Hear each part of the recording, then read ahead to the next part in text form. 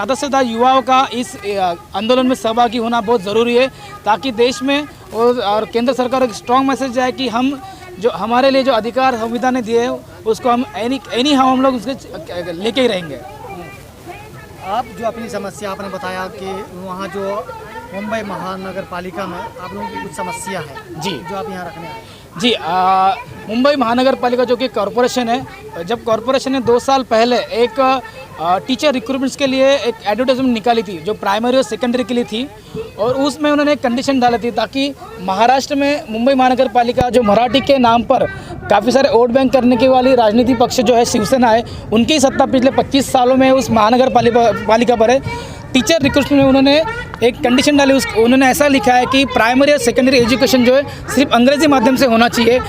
एक जो कंडीशन है पूरी तरह से एक असंवैधानिक है और ये अपने हक को मार रही है। तो हम चाहते हैं कि जैसे नेशनल टीचर काउंसिल जो दिल्ली में है, दिल्ली में स्थित है, हम उनको निवेदन देने वाले हैं, उनको कहने वाले हैं कि आपके माध्यम से आपके ओर से आपने इंटरवेंशन करना चाहिए, बिकॉज नेशनल टीचर काउंसिल कहते हैं कि TIT और TIT और TET ये होना बहुत ज़रूरी होता है। और 252 जो भी छात्र जो है उम्मीदवार है जो मेरिट लिस्ट में आए, पवित्र पोर्टल करके वहाँ पे एक कंसेप्ट जो महाराष्ट्र गवर्नमेंट ने 2014 में निकाला था, तो उसी माध्यम से उन्होंने 252 को रिकमेंड किया था कॉरपोरेशन को।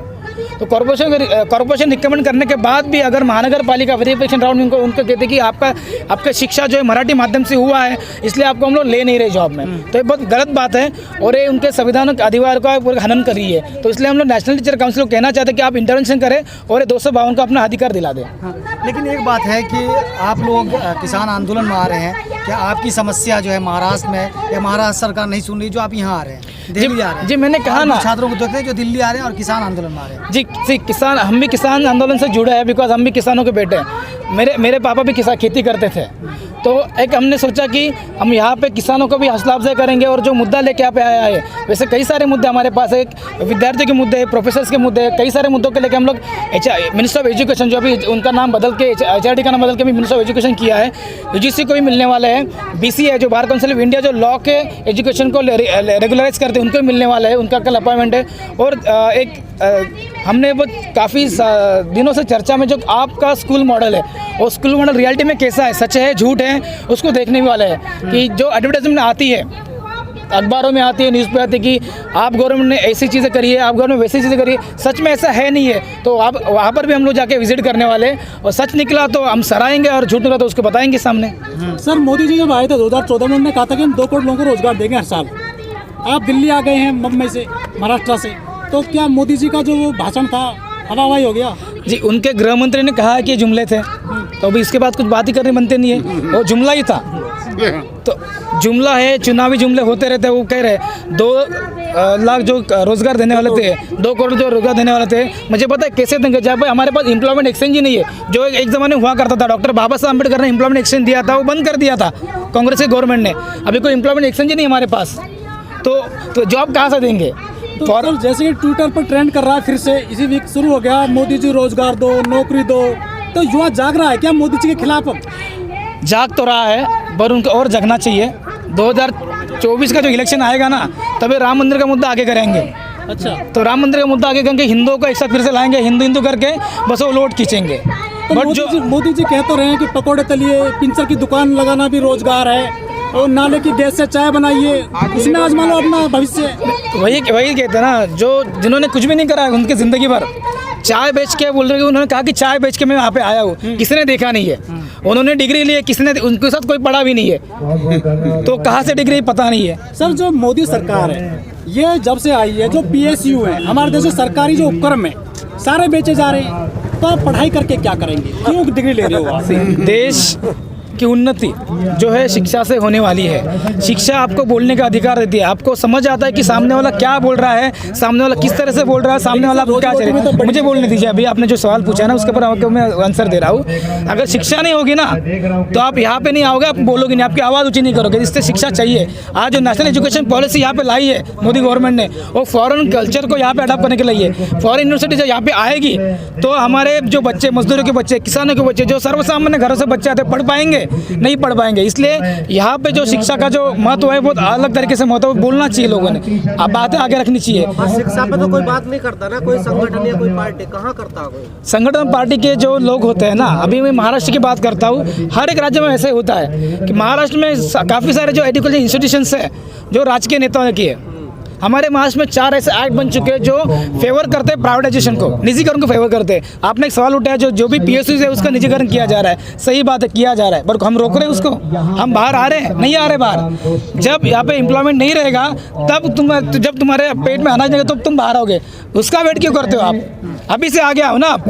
सर, जो सरकारी संस्थान बेचे गए हैं, चाहे इंडियन एयरलाइंस हो, MTNL, BSNL, Bharat petroleum, ONGC, LIC, जो उनमें एम्प्लॉई हैं, कई लाख कर्मचारी हैं, वो एक भी सड़क पर नहीं आता है अपने उसको संस्थान को बचाने के लिए, तो गलती तो उनकी भी है ना। वही कह रहा हूँ मैं कि पिछले कुछ सालों में जनता जो चुप रही है, जो उनको भारतीय संविधान ने जो मतदान का अधिकार दिया, वोटिंग का अधिकार दिया, बस उसको एक इंजॉयमेंट की तरह यूज़ करती है। वो देखते नहीं कि आपका सामने उम्मीदवार पढ़ा है, लिखा है, कुछ उन्हें किया है। गुंडागर्दी वहाँ पे चलती है, गुंडे संविधान में, गुंडे संसद में जाते हैं। तो हमें देखना चाहिए कि हमारा जो संविधान ने अधिकार दिया है, उम्मीदवार कैसा है, कौन है। अगर उम्मीदवार सही है तो हम लोग उसको वोट कर सकते हैं, जो हमारे क्षेत्र में जाता है, जिसको हम चुन के लाते हैं। लेकिन सर, जो मोदी सरकार ने अभी भी कहा है कि हम जो है ना सरकारी संस्थानों को बेचेंगे, हम केवल जन कल्याण करने आए हैं, राजनीति के जरिए, न कि व्यापार करने आए हैं सरकार में। मैं आपसे बात पूछता हूँ अभी, मुझे बताओ जन कल्याण हुआ है? अभी नहीं हुआ जन कल्याण ना। तो आप भी एक मीडिया पे, आप भी एक जनता हो भारत की, आप आपके माध्यम से आवाज़ लेके जा रहे हो जनता तक, तो ये उठेंगे। जैसे अभी किसान आंदोलन से जो अभी बोल रहे हैं ना, इस पिछले 100 दिन से बैठे हैं, तो अभी आवाम जाग रहा है, आवाम सुन रहा है और आवाम आज के आगे बोलेगा। 24 तक इस भारत में क्रांति होने वाली है और ज़रूर क्रांति होगी। और ये मोदी जो मोदी का जो एजेंडा है कि ग्लोबल फेस बनने का, वो जन्म में होगा नहीं उसका।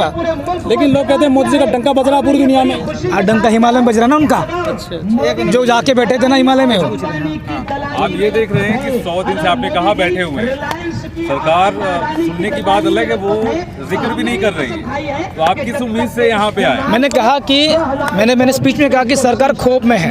अगर सरकार खौफ में नहीं होती तो सरकार इनको रोकती नहीं है, सरकार इन पे लाठीचार्ज नहीं करती। उनके मन में डर पैदा हो चुका है। जो एक फ्रेम लेके घूम रही है ना मोदी सरकार, वो फ्रेम को किसान आंदोलन तोड़ दिया है, ये याद रखिएगा आप। और जो बंदोबस्त कर रहे हैं, किसानों को अंदर नहीं आने दे रहे, किसान को लाठीचार्ज कर रहे हैं, इसकी वजह से पूरा समझ में आ रहा है कि किसान के आंदोलन से मोदी सरकार डर गई है। जो डर होता है वो डर आदमी को कमजोर करता है। मोदी अभी कमजोर हो चुके हैं। उम्मीद है कुछ दिल्ली आने से, उम्मीद कुछ बड़ी है आपकी? जरूर बड़ी है, तो आने से यहाँ पे हमारी उम्मीद। कहीं से आपको रिस्पांस मिला अभी तक? जरूर मिला है रिस्पांस हमें। यहाँ पे आने के बाद हमारी जो बातें हमने जो निवेदन के जरिए उनको दी है, उन पर रिस्पांस पॉजिटिवली आया है। अगर नहीं आया है तो देखो दो तरीके से आंदोलन होता है। एक आंदोलन हमने रास्ते पे देखा है, दूसरा आंदोलन किसी ने देखा नहीं होगा, जो जुडिशियल एक्टिविज्म की तरह होता है। एक जस्टिस भागवत ने PIL मतलब पब्लिक जनहित याचिका कंसेप्ट भारत में लाया, जो अमेरिका में था।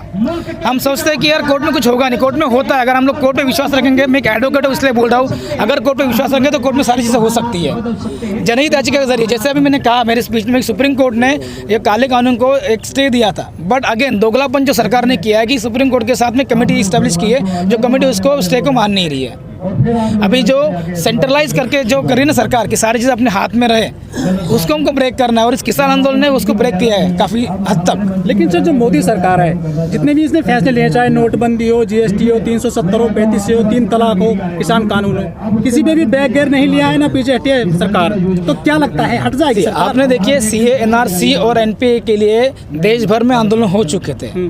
उसी टाइम कोरोना का उन्होंने जो महामारी लेके आए नवंबर में, तो मतलब ट्रम्प जो आए थे, वेलकम ट्रम्प का जो उन्होंने अहमदाबाद में पूरा इवेंट किया था, तब तो कोई कोरोना पॉजिटिव दिखा नहीं हमें। केरला में 1 नवंबर मिला था, बराबर।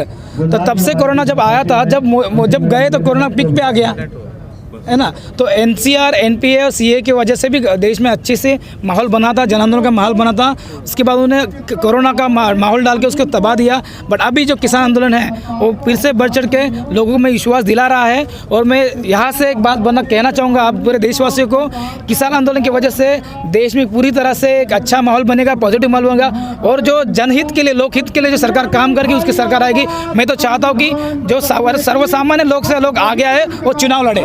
सर आप कह रहे हैं एक अच्छा माहौल बनना है। एक आखिरी सवाल, किसान यहाँ पर नारा दे रहे हैं सब एक साथ है, हिंदू मुस्लिम सब किसान है, लेकिन यहाँ से थोड़ी दूर में एक किसी अदर कम्युनिटी का बच्चा मंदिर में पानी पीने चला जाता तो उसको इतना मारा जाता है, इतना बुरी तरह मारा जाता है। कहाँ हो रहा है सर, कहाँ बदलाव आ रहा है? आप जाति भेद के बारे में बात कर रहे हो और आप मुझे सवाल दूसरा पूछ रहे हो। किसान आंदोलन का सवाल नहीं है ये सवाल, आप जाति भेद के बारे में पूछ रहे हो। वो तो सालों से चल रहा है, हमारे हजारों सालों चल रहा अब है। एक है तो वहाँ क्यों नहीं है एक? तो आप किसान आंदोलन से उसका क्या ताल्लुक है? तो जातिवाद का ताल्लुक है इसमें, और हजारों सालों से चलते आ रहा है हमारे देश में। उनका ये कहना है कि जब हम नारा लगाते हैं कि हिंदू मुस्लिम सब एक है, तो फिर उस बात पे वो कह रहे हैं कि जब एक है तो फिर ऐसे क्यों हो रहा है? क्या है ना, सुनिए भाईजान, दोस्त भाई रुको, बोलो